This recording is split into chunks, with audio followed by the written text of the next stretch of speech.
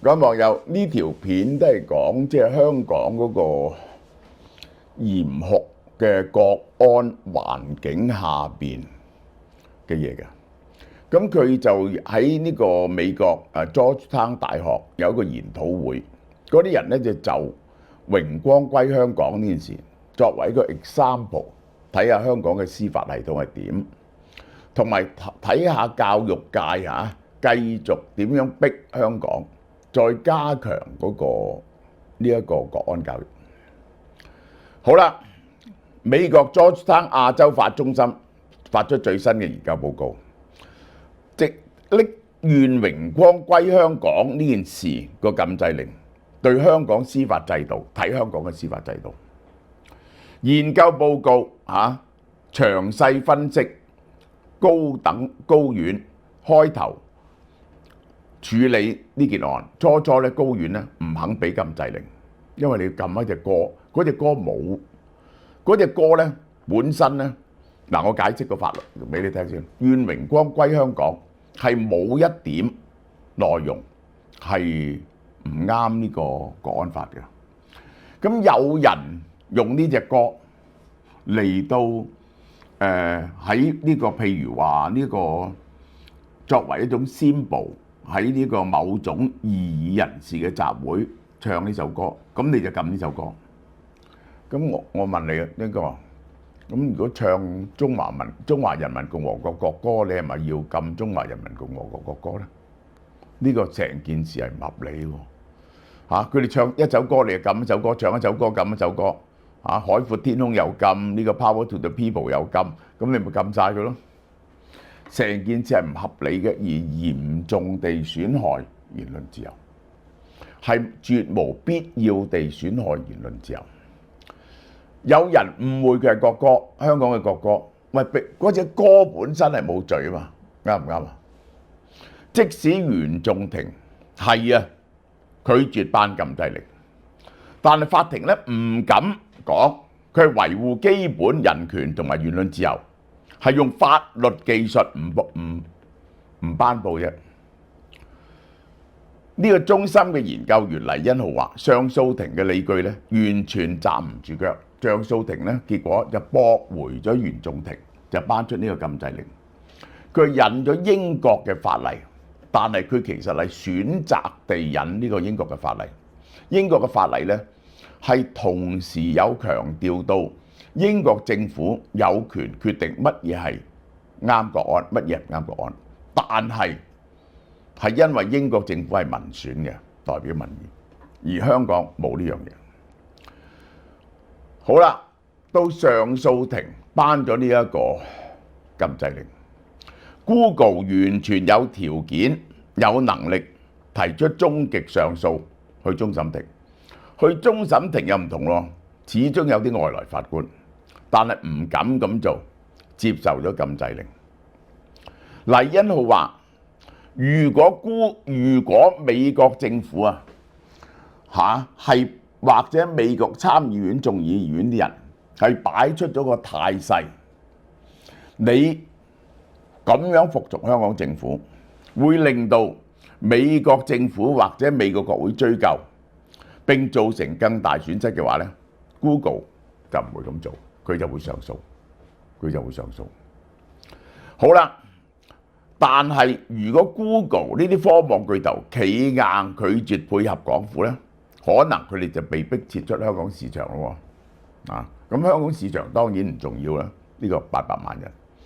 但其實佢哋透過香港市場咧，你要明白 Google 同 Facebook 咧係獲得一啲大陸廣告落去呢一個海外嘅，因為咧中國好多企業咧就喺呢度落廣告，仲有中國書大外宣嘅嘢咧，好多喺呢度落廣告。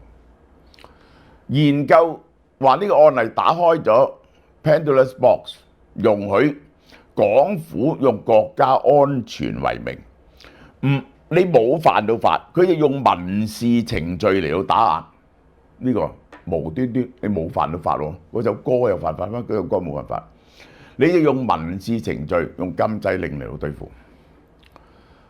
港人。未來要繼續可以自由睇到啲被禁制嘅資訊咧，係一場角力，即係香港係有咗某種程度上嘅防火牆。佢就如果呢個禁制令成功咗咧，佢可以一項一項咁樣去禁制一啲網站，咁於是咧你就逐漸好多資訊咧就獲得唔到啦。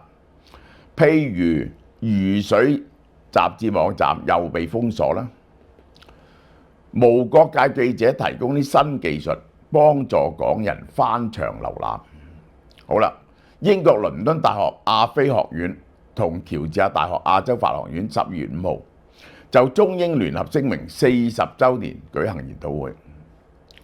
John Hopkins 嘅社會系教授孔浩峰話：香港經濟嘅下滑有好多原因嘅，咁呢個就係其中係包括咗呢個，當然包括咗中國同美國地緣政治嘅緊張，中國嘅經濟嘅衰落啦。香港嘅問題唔係淨係香港國安法，係整個國安秩序。即係話佢係成套嘢嘅，包括咗國安法，包括咗23條，包括咗國安處，包括咗特區政府滲入去呢一個要公務員宣誓，將個選舉法改咗，冇民選議員，呢啲嘢係成套叫人哋舉報國安問題，係成套制度嚟嘅。呢套制度係用國安法嚟到禁制香港。孔浩峰話喺香港國安法實施之前咧，香港已係好多個國家同人物收埋資產嘅地方。香港從來都係如此。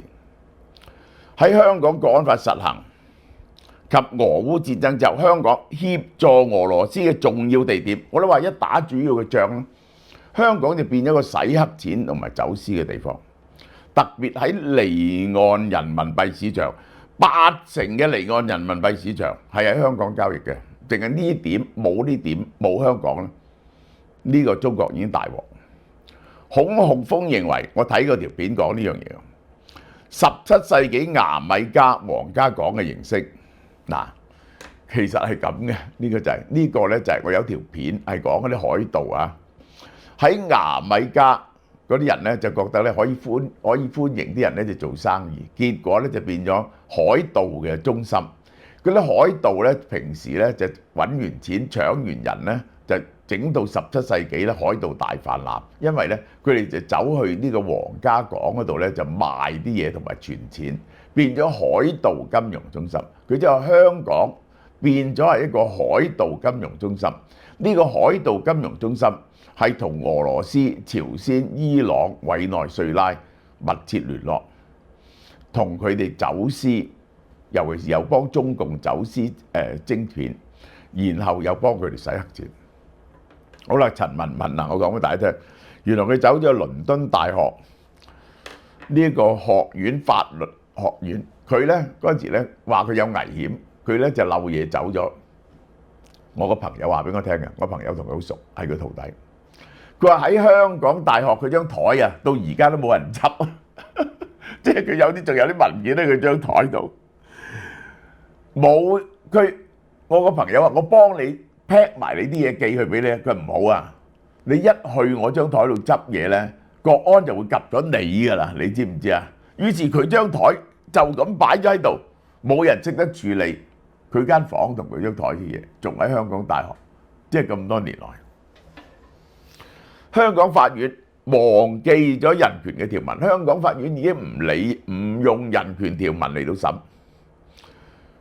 佢話：如果政府嘅維護國安委作出決定，嗱，點解咧？法庭係冇辦法挑戰，因為呢個咧就已經拗到尾㗎啦。呢個法庭唯一硬一件事就係佢覺得完全唔合理嘅，唔準請英國律師幫黎智英辯護嗰單嘢，係拗到尾。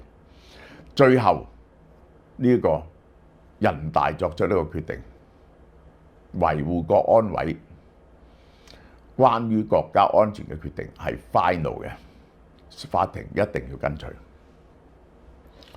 好啦 ，Georgetown 嘅亞洲法中心嘅海洛格法庭其實可以喺比較低風險嘅案件入邊，以技術理由否決一啲政府嘅要求。佢哋有人試圖咁做，有人試圖咁做，但係你咁做得咧，你好快咧佢就唔俾你做國安法法官。香港法庭陳文敏話冇立法機構，冇咗民選議員，又冇公民社會，點樣反對咧？亦都冇傳媒，你反對咪嚟俾人拍低咗。佢話如果啊而家咁樣去呢一個幫呢啲地方做洗黑錢、做呢個走私，如果有日導致香港嘅銀行體系受到打壓咧，就會殺死香港。我係又講呢樣嘢。2047年就嚟到啦，47年後啲樓點咧？要由銀行界喺2027年、2030年提出討論。即係咧喺而家咧就要提出討論，但係咧呢個北京咧就係2047年之後香港係點咧？係咪延續一國兩制咧？佢仲未能夠作出決定。咁咧係咪要就個地契延續50週年而50年而作出決定咧？係咪象徵式收補地價費啊？還是收10年，每年收0.1%，即係咁樣樣就補咗地價50年咧？你要講清楚喎！而家好啦，立法會教育事務委員會12月6號講喺學校推動國民及國家安全教育。梁美芬建議國際學校要唱好中國，講中國偉大，好過英國，好過美國。呢啲學校要唱國歌同升國旗。蔡若蓮話冇規定佢哋要唱國歌升國旗。但如果國際學校要升其他嘅國家嘅國旗咧，一定要同時升起中國國旗啊！咁呢個咧你好得意喎，你去 German Swiss 啊，呢個法國國際學校啊，呢啲咁嘅國際學校，真正嘅國際學校，冚唪唥係外國人，大部分係外國人細路嘅學校，你叫佢升中國國歌同唱中國國歌升中國國旗，就好奇怪。呢個就係可能係咪會嗰啲人會因此走咗去咧？選委界嘅郭麗麗話國民教育嘅缺陷就係咩啊？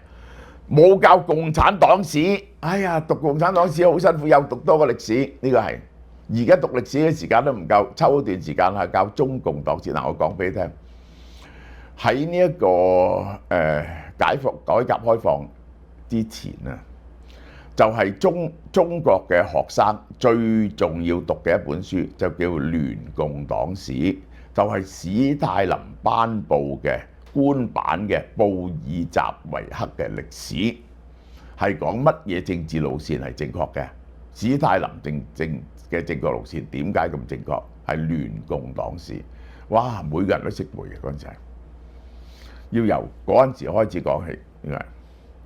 新民黨葉劉淑儀關注2024年文憑試，原來而家中文分為言語同埋文學，得1499人考。中國文學好笑啫，冇人想讀中文。坦白啲嚟講，真係中文水準高嘅人呢，真係鳳毛麟角啊！因為讀中文係好煩嘅嘢嚟嘅，我都要承認嚇。讀中文一樣好煩嘅嘢。得咁少人讀，咁呢個你有咩嘢説好講咧？係咪？呢個係中國文學可以讓學生發達啊，因為可以成為編劇製片人。你老母啦，真係葉劉，屌你做編劇可以發達，又唔見我發達。喂，做編劇同製片人啊，好多都窮到底褲都穿窿嘅。點解？教育局已經喺中文加入90幾篇經典文章，咦？加入90幾篇啊，唔怪得啲友唔讀啦。點讀90幾篇啊？我話俾你聽，以前咧我哋中學咧，上學期、下學期教科書咧，總共40課課文到啦。40課課文咧就有20幾篇咧係文言文嚟嘅。成個中學階段咧都係讀100幾篇嘅啫。你而家讀為咗中國文學讀90篇，因為嗰陣時就係言語同文學溝埋噶嘛。哇！啲人梗係唔肯讀啦呢個。陳秋北問點可以度到而家學生有幾愛國呢？究竟你哋而家學生係咪愛國呢？度唔度到呢？教育局話根據品德情意發展問卷調查，學生咧嘅國民身份認同大幅度上升。你去問佢嗰時咧，佢一定係咁答，一定係咁答。蔡若蓮話：所有中小幼教師都要國安法測試過先至可以獲聘，係要考你嘅國安法。過去2年舉行11次測試，3萬幾個教師應考，合格率95%，老點。一睇落去95%合格，其實就係扮嘢，係人人都會合格，好似考車嘅筆試一樣。你知唔知啊？好容易合格。而家教育局已經幼稚園、小學、中學嘅家長教育框架，教育家長加入國家安全同國民教育嘅認知。每間學校有個愛國主義、國安教育嘅統籌員，負責點樣統籌推行。而家又整23條嘅有關教材，今年總共會再整多5輪嘅國安法測試，就又係啲教師嘅。即係我覺得你繼續搞咯，你繼續搞啦，睇搞落去會有咩結果啦？咪結果咧就係最多離開香港嘅精英人士，就係要帶仔女離開，因為佢唔能夠接受喺呢一套國安法下邊嘅教育。令到佢啲仔女咧被洗咗腦，明唔明啊？呢個係好啦，嗱呢個工商時間嚇，我哋呢個盤菜真係好食，乜嘢名貴嘢有晒鮑魚啊、花膠啊，所有嘢包埋運費。6人組嗱好快冇嘅，即係最旺嗰幾日係6人組998蚊，呢個12人組1488好快就會。好快就即係緊張嗰幾日咧就好難，因為我哋只係送到咁多貨，送到200，最多我哋試過送過250盤，因為咧我哋新鮮做嘅，好嘛？呢段講到呢度。賀年糕點優惠11月29到12月31號，2025年靈蛇獻瑞賀新春，俏貓貓繼續為大家帶嚟傳統嘅新年糕點。今年有4款賀年糕點。當然有一家大細都中意食嘅瑤煮蝦米蘿蔔糕啦，係用大煮系列嘅臘腸，再配上生晒蝦米同埋及時令嘅大蘿蔔，無論蒸或者煎都係咁好食。原價148蚊，優惠價118蚊。